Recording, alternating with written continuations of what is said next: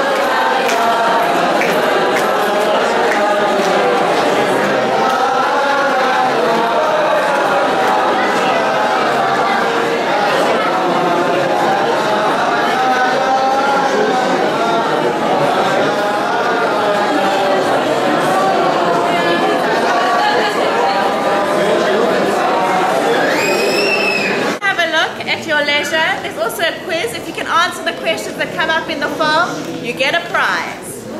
Okay, okay, just one announcement, please. Thank you.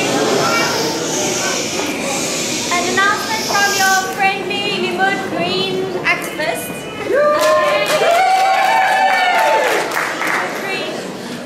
As you can see, we've tried, this has been the first year we've tried to set up a recycling system. It's a complex process.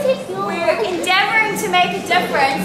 So please, please, please, when you throw away your trash, have a look. There are labels on the bins, okay? The ones with the funky fabric, those are only for plastic and for polystyrene, okay? The fruit and the papers and all the other junk, we've made cardboard boxes next to those. So please just try and be a little conscious of that, and I will be eternally grateful. Shavuot.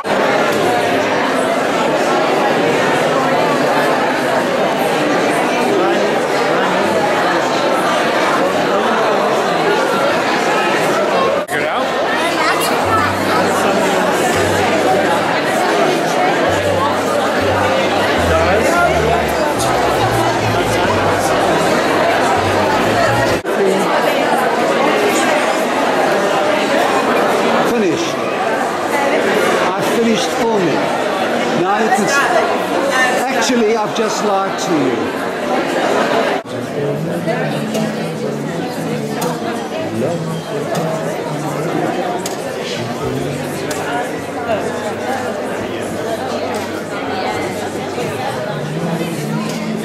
Blinker, thank you.